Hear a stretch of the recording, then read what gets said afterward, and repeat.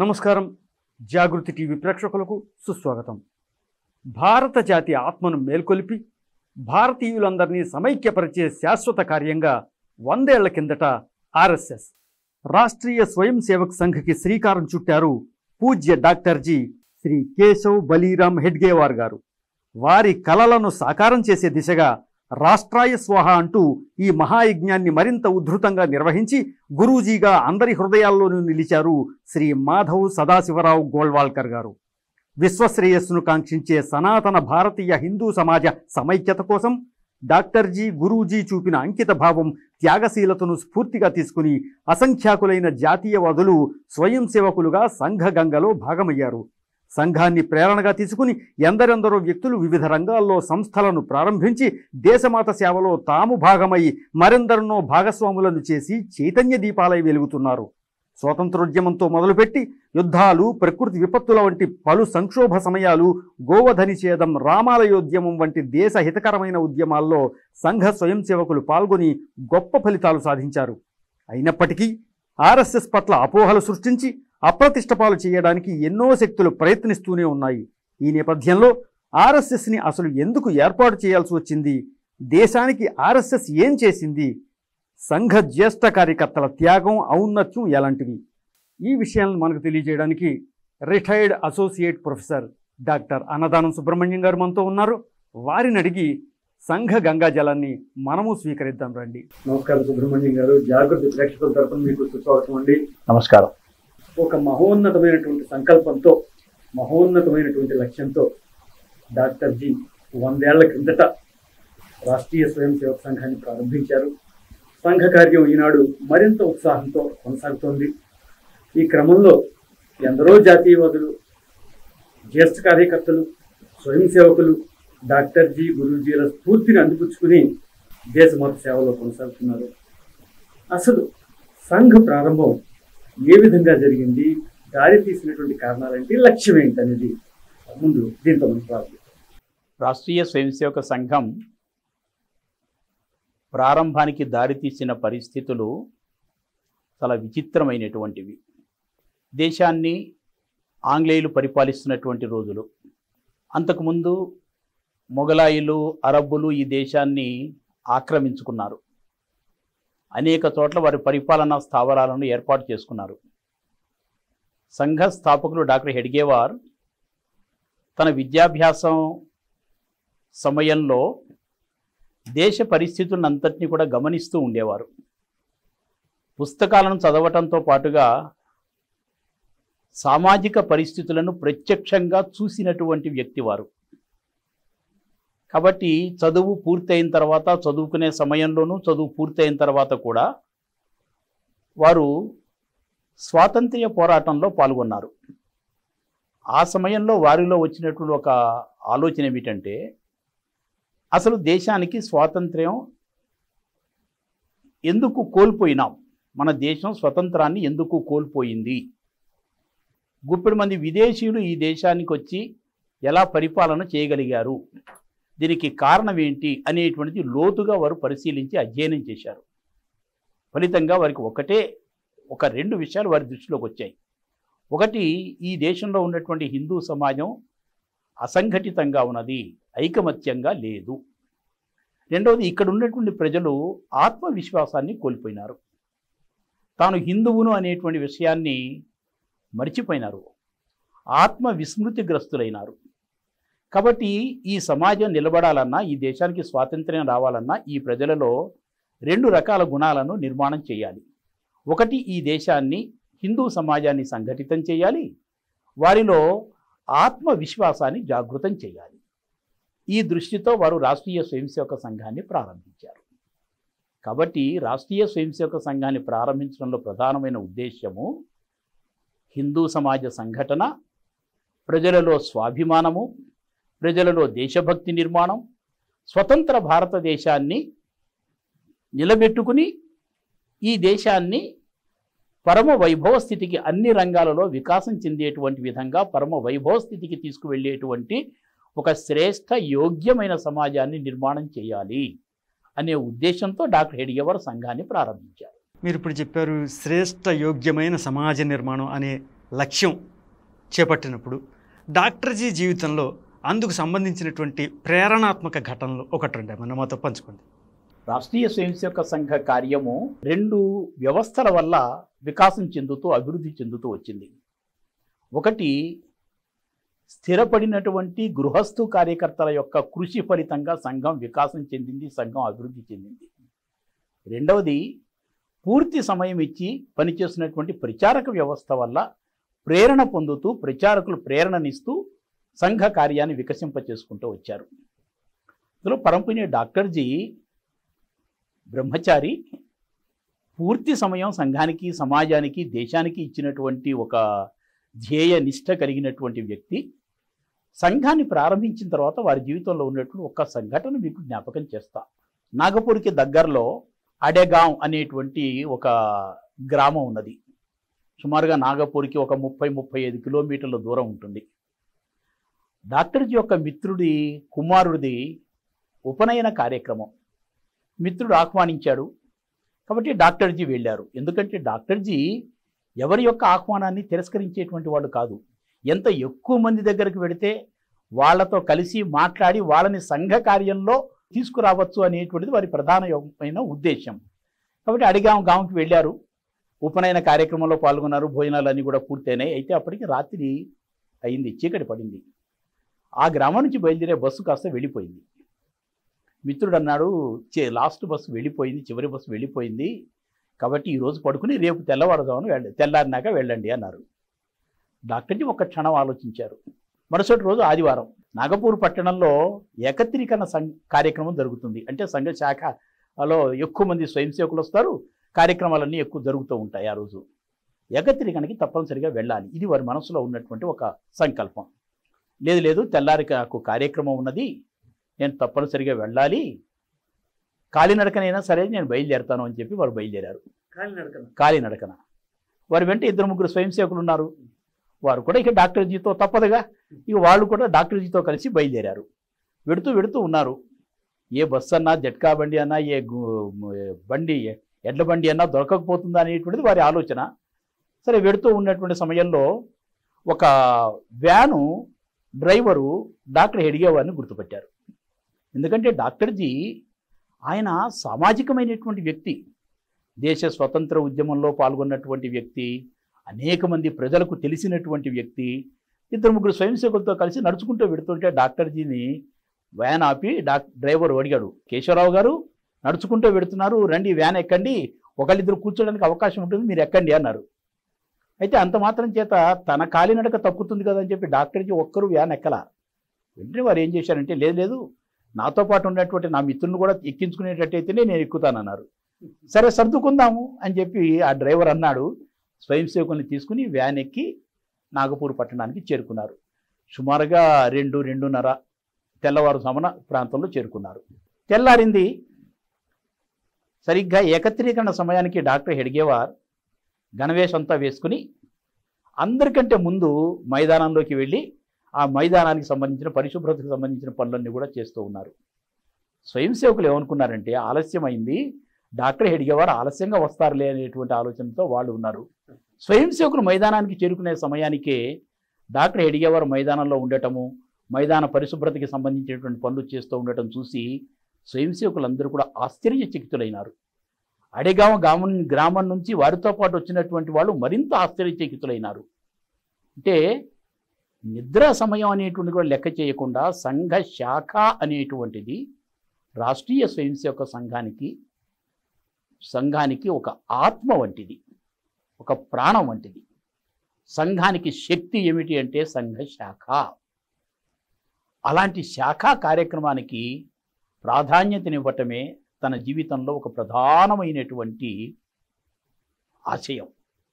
అందుకే నిత్య సాధనా పథమున నిలిచిన ఓ కేశవ, సాధనా పథంలో నిలిచినటువంటి వ్యక్తి కేశవుడు, సాధనా పథంలో స్వయం సేవకులను నిలిపినటువంటి వ్యక్తి కేశవుడు.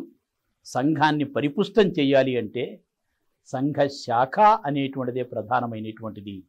సంఘ శాఖలు ఎంతగా విస్తరిస్తే సంఘం అంత బలోపేతమవుతుంది.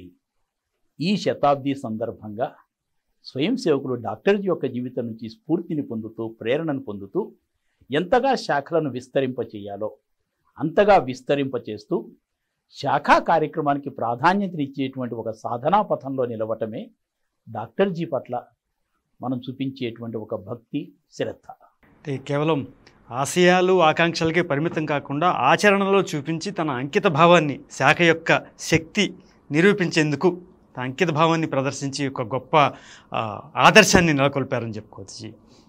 ఈ క్రమంలో వారు ఈ స్వతంత్రోద్యమానికి సంబంధించి వారున్న కాలం అంతా కూడా స్వతంత్రోద్యమ పోరాటం అంతా జరుగుతున్నటువంటి సమయం, ఆ ఉద్యమానికి సంబంధించి డాక్టర్జీకి ప్రేరణనిచ్చిన ఘటనలు, అలాగే డాక్టర్జీ ఏ విధంగా ముందుకు పయనించారనే విషయాలు కూడా కొంచెం ఏమైనా. సాధారణంగా దేశభక్తి అనేటువంటిది కొందరిలో జన్మతః ఆ భావాలు ఉంటాయి. కొందరు చెబితే విని దేశభక్తిని అలవర్చుకుంటారు, ఇంకొందరు చూసి దేశభక్తిని అలవర్చుకుంటారు. ఇన్ని రకాల వ్యక్తులు ఉంటారు. డాక్టర్జీ ఒక జన్మజాత దేశభక్తులు. అంటే పుట్టుకతోనే దేశము, దేశభక్తి, దేశ రక్షణ, దేశ అభివృద్ధి అనేటువంటి ఆకాంక్షలు కలిగినటువంటి వ్యక్తి వారు. అలాంటి ఆకాంక్షలతో జన్మించినటువంటి ఒక జన్మజాత దేశభక్తులు అని చెప్పి చరిత్రకారులు వారి యొక్క జీవితాన్ని గురించి చెప్తూ చెప్పారు. ఎలా చెప్పచ్చు వారు జన్మజాత దేశభక్తులు అంటే, చదువుకునేటువంటి రోజుల్లో వందే మాతరం అనేటువంటి నినాదాన్ని బ్రిటిష్ వాళ్ళు నిషేధించిన సమయంలో నాగపూర్లో ఉన్న నీల్ సిటీ హై స్కూల్లో వారు చదువుకుంటుంటే పాఠశాలలో విద్యార్థులను అందరినీ కూడా సమీకరించి సమాయత్తపరచి ఆంగ్ల అధికారి తనిఖీకి వచ్చినప్పుడు, బ్రిటిషు ప్రభుత్వ ప్రతినిధి అధికారి తనిఖీకి వచ్చినప్పుడు పాఠశాలంతా కూడా వందే మాత్రం నినాదంతో మారుమోగిపోయేటువంటి విధంగా విద్యార్థులందరినీ కూడా సన్నద్ధపరచినటువంటి, సమాయత్తపరచినటువంటి సహజమైన నేతృత్వ లక్షణం కలిగినటువంటి వ్యక్తి డాక్టర్జీ. ఇది వారి జన్మజాత లక్షణం.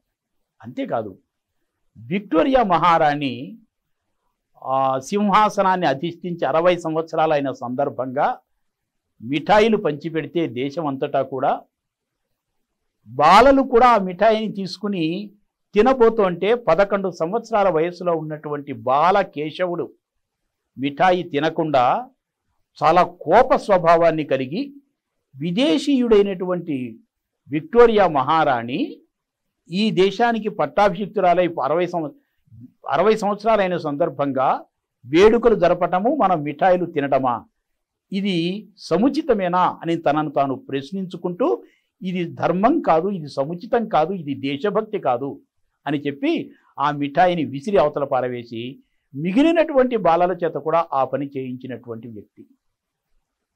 ఇది వారి జీవితంలో దేశభక్తికి తార్కాణం. ఎక్కడో నాగపూర్ పట్టణంలో సీతాబర్డీ కోట మీద యూనియన్ జాక్ ఎగురుతూ ఉన్నది. హై స్కూల్ విద్యార్థి ఆ యూనియన్ జాక్ చూసి, అది బ్రిటిష్ వాళ్ళ పతాకం కదా, ఇక్కడ భారతీయ పతాకం ఎగరాలి అని చెప్పి ఆ యూనియన్ జాక్ని ఎలా దించివేసి అక్కడ భారతీయ పతాకాన్ని ఎలా ఎగురవేయాలా అని చెప్పి తోటి విద్యార్థులతో కలిసి ప్లానింగ్, ఒక యోజన చేసినట్టు, ఒక ప్రణాళిక వేసినటువంటి దేశభక్తుడు డాక్టర్ హెడ్గేవార్. అంతేకాదు, వారి జీవితానికి ప్రేరణ ఇచ్చింది ఏమిటంటే, స్వామి వివేకానంద ఒకానొక సందర్భంలో 100 యువకులు నాకు లభించినట్లయితే నా దేశ స్వరూపాన్నే మార్చివేస్తాను అన్నారు వారు. ఈ వాక్యము డాక్టర్ హెడ్గేవార్ని ఆలోచింపచేసింది.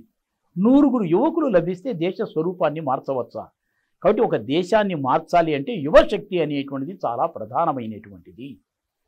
అలాంటి యువకులు కూడా ఎటువంటి యువకులు ఉండాలి? ఉచ్ఛ్వాస నిశ్వాసాలు దేశభక్తి పూరితమై ఉండాలి. అది యువకుడు. వివేకానందుడు ఆశించినటువంటి 100 యువకులు అంటే అలాంటి వాళ్ళు. కణకణము దేశభక్తితోనే నిండి ఉండాలి. ప్రతి రక్తపు బొట్టు దేశభక్తితో నిండి ఉండాలి.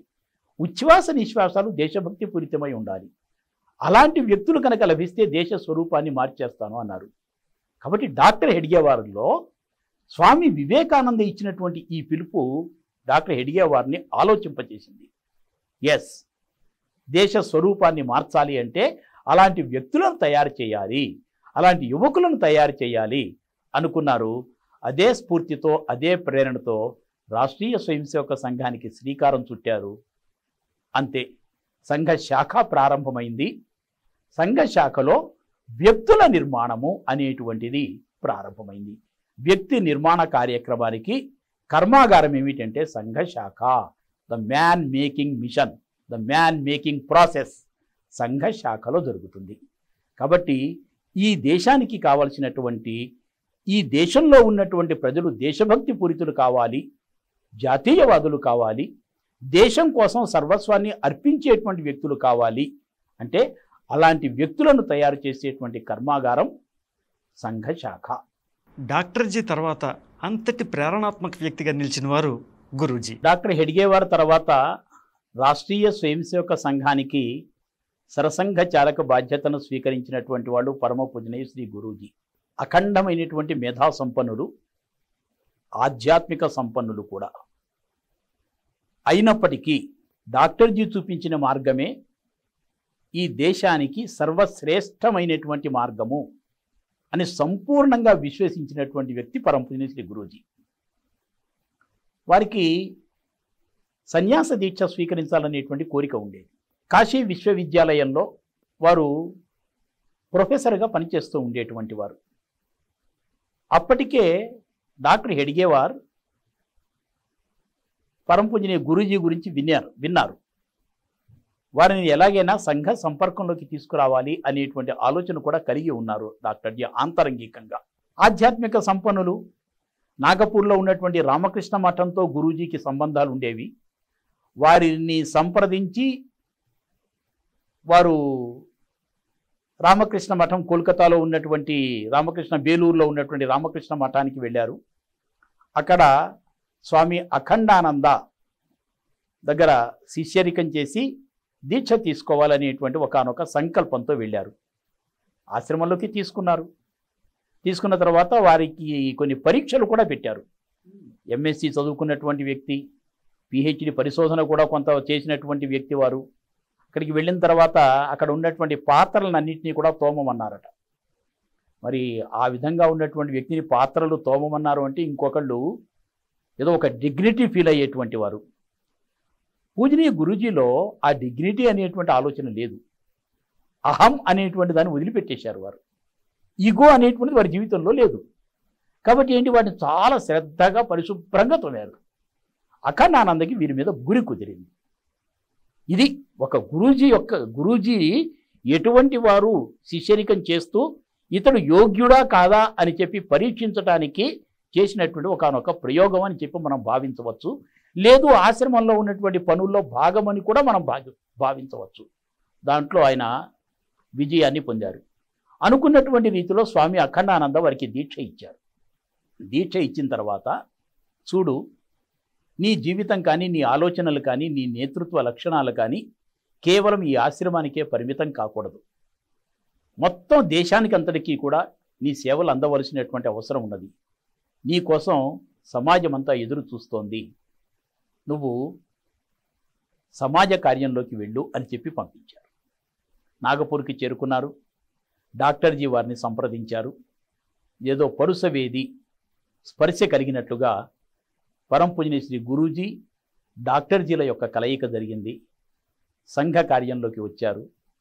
డాక్టర్జీ యొక్క అంతిమ సమయంలో, చరమ సమయంలో, అంతిమ ఘడియలలో పరమ పూజనీయ శ్రీ గురూజీ స్వయంగా వారికి సేవ చేశారు. డాక్టర్జీ యొక్క అంతరంగాన్ని పూర్తిగా క్షుణ్ణంగా అవగాహన చేసుకున్నారు. అలా డాక్టర్జీ యొక్క సాంగత్యంతో, సన్నిహితత్వంతో సంఘం యొక్క కార్యాన్ని, డాక్టర్జీ యొక్క అంతరంగాన్ని అంతటినీ కూడా గమనించి, ఏ ఉద్దేశంతో, ఏ ఆలోచనలో తేదే రాష్ట్రీయ స్వయం సేవక సంఘాన్ని డాక్టర్ హెడ్గేవారు ప్రారంభించారో అదే ఆలోచనలతో సంఘ కార్యాన్ని ముందుకు తీసుకువెడుతూ శాఖోపశాఖలుగా విస్తరించేటువంటి రీతిలో వారి యొక్క యోగదానం ఉన్నది. వారి యొక్క నేతృత్వం ఆ విధంగా సంఘానికి లభించింది.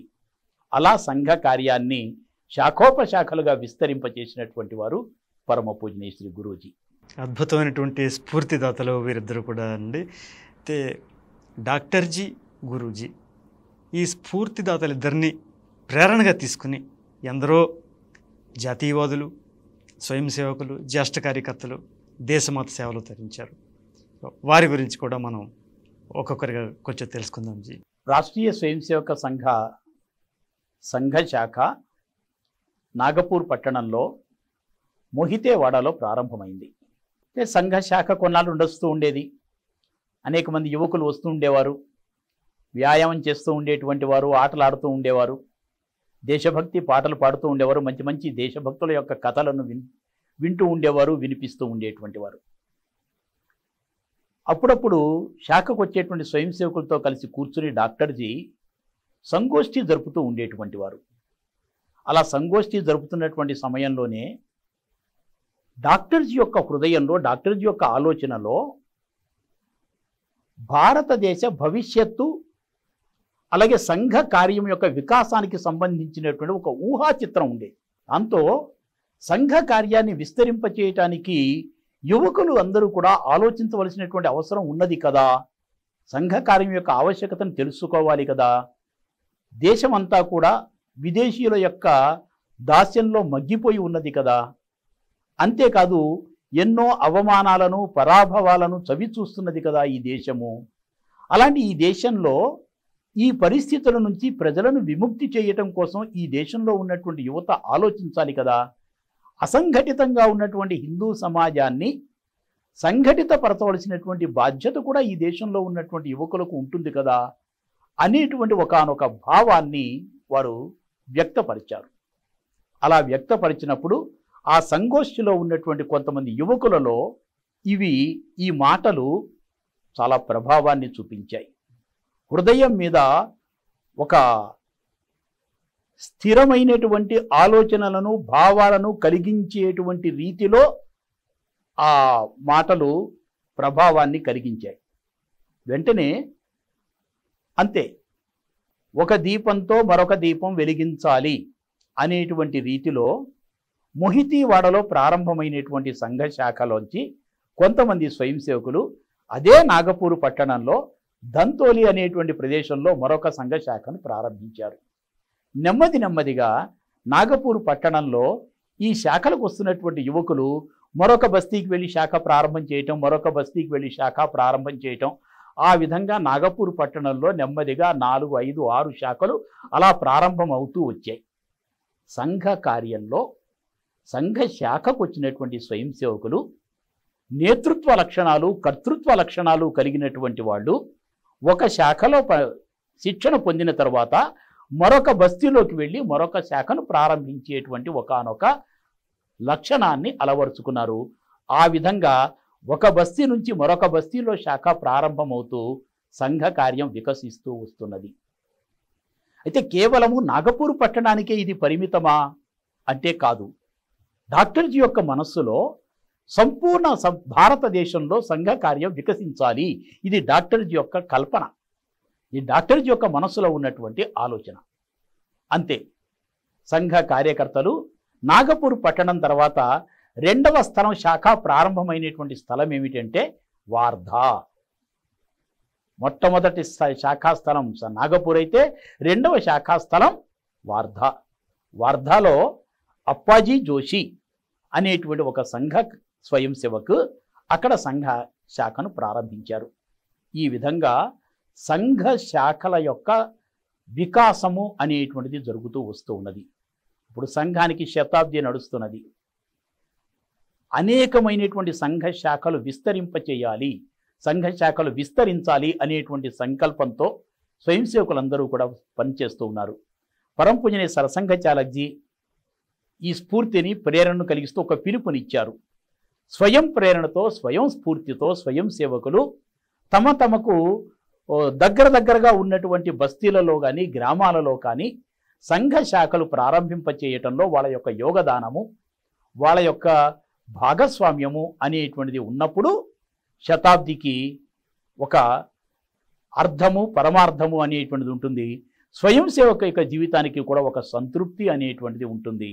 ఆ విధంగా క్రమక్రమంగా సంఘ శాఖలను విస్తరింపజేయటానికి ఆనాడు వేసినటువంటి బీజము ఈనాడు శతాబ్ది సందర్భంగా దేశమంతటా సంఘ శాఖలు విస్తరించడానికి కారణభూతమైందిగా మనం భావించవచ్చు. సంఘ వ్యవస్థ, సంఘులో ఈ శాఖా వ్యవస్థని ప్రారంభించిన తొలినాళ్లలో ఆ పిల్లల్ని శాఖకు పంపించడానికి ఆ తల్లిదండ్రులు, ఆనాటి తల్లిదండ్రులు ఏ విధంగా ఆలోచించేవారు? మొదట్లో ఏమన్నా వ్యతిరేకించారా? ఏమిటో ఈ సంఘం ఏమిటో, ఈ శాఖ ఏమిటో, మా పిల్లలవాడు ఏం చేస్తున్నాడో, అక్కడ ఏం జరుగుతుంది, ఆ తల్లిదండ్రులు ఏ విధంగా ఆలోచించేవారు? మొదట్లో అక్కడక్కడ కాస్త ఏమన్నా అనుమానించి వ్యతిరేకించిన వారు, తర్వాత ఏ విధంగా అనుకూలరయ్యారు? ఇట్లాంటి కొన్ని ఆసక్తికరమైన సంఘటనలు ఏమన్నా ఉంటే దయచేసి తెలియజేయండి. సంఘానికి పంపించటంలో తల్లిదండ్రులు ముందు ప్రారంభంలో ఏ విధమైనటువంటి సంకోచము ఉండేది కాదు. ఆ రోజున భారతదేశంలో ఏది జరుగుతున్నప్పటికీ కూడా బ్రిటిష్ వాళ్ళకి వ్యతిరేకంగా దేశ స్వాతంత్ర్యం కోసం జరుగుతున్నదనే భావించేవాళ్ళు. రాష్ట్రీయ స్వయంసేవక సంఘం కూడా దేశానికి స్వాతంత్ర్యాన్ని సంపాదించడం కోసం సంఘ శాఖ ప్రారంభమైంది అనేది తన యొక్క ఆదర్శాలలో, తన యొక్క ఉద్దేశాలలో ప్రధానమైనటువంటి ఉద్దేశంగా దాన్ని పెట్టుకున్నారు. దేశానికి స్వాతంత్ర్యం సంపాదించడం రాష్ట్రీయ స్వయంసేవక సంఘం యొక్క ఒక ప్రధానమైనటువంటి ఉద్దేశము. కాబట్టి సంఘ శాఖలో ఆటలు ఆడిస్తూ ఉండేవారు. ఏ తల్లిదండ్రులు పిల్లల్ని ఆటలు ఆడిస్తుంటే పంపించకుండా ఉంటారు? మంచి ఆటలు, అందులో భారతమాతకు జయకారాలు. ఇదేం దేశద్రోహకరమైనటువంటిది కాదు, దేశభక్తి పూరితమైనటువంటిదే. ఆ విధంగా సంఘ శాఖలో ఆటలు ఆడిస్తూ భారతమాతకు జయకారాలు పలుకుతూ భారతదేశంలో ఉన్నటువంటి జాతీయ మహానాయకులను స్మరించుకుంటూ సంఘ శాఖలలో కార్యక్రమాలు నడుస్తున్నవి. కాబట్టి అన్ని కులాలకు సంబంధించినటువంటి వాళ్ళు సంఘ శాఖలకు వస్తూ ఉండేటువంటి వారు. ఎవరు ఏ విధమైనటువంటి అభ్యంతరము పెట్టలేదు. తర్వాత దీని మీద దుష్ప్రచారం సాగుతూ వస్తూ వచ్చింది. ఇది మతతత్వం అనేటువంటిది ప్రారంభంలో ఎవరికి ఇది మతతత్వం అనేటువంటిది ఏం లేదు. ఇది హిందూ సంఘటన చేస్తుంది. డాక్టర్ హెడ్గేవార్ ప్రకటించారు, ఇది హిందూ దేశము, ఇది హిందూ రాష్ట్రము, హిందూ సంఘటన ఈ దేశానికి అత్యంత ఆవశ్యకమైనటువంటిది. కాబట్టి ఎవరు కూడా దాన్ని వ్యతిరేకించినటువంటి వాళ్ళు కాదు. అలా సంఘ శాఖకు ప్రారంభంలో అనేక మంది బాలురు, హై స్కూల్ విద్యార్థులు, కళాశాలలో చదువుకుంటున్నటువంటి విద్యార్థులు ఆకర్షితులైనారు, శాఖలకు వస్తూ ఉండేటువంటి వారు. వ్యాయామశాలలకు వెళ్ళేటువంటి యువకులు ఉండేవాళ్ళు.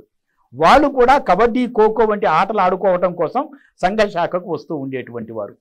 క్రికెట్ ఆడుకునేటువంటి వాళ్ళు క్రికెట్ ఆట ఆడుకుంటూ దగ్గరలో సంఘ శాఖ సమయం అయినప్పుడు, సంఘ శాఖ కనిపించినప్పుడు క్రికెట్ ఆటని ఆపేసి సంఘ శాఖకు వస్తూ ఉండేటువంటి వారు. అలా వందల సంఖ్యలో సంఘ శాఖలు కళకళలాడుతూ ఉండేవి హై స్కూల్ విద్యార్థులతో, కళాశాల విద్యార్థులతో. ఆ విధంగా సంఘము తన సిద్ధాంతము అనేటువంటి దానికంటే కూడా ఆటపాటలతో, సంఘటనా కార్యంతో ప్రజలను ఆకర్షించి ఆ తరువాత సిద్ధాంతం అనేటువంటిది ఆ ప్రజల యొక్క శాఖకు వచ్చినటువంటి స్వయం సేవకుల యొక్క హృదయాలలో అది స్థిరంగా ఉండేటువంటి విధంగా, స్థిరమైన భావాన్ని కలిగి ఉండేటువంటి విధంగా సిద్ధాంతాన్ని చెప్తూ వచ్చింది.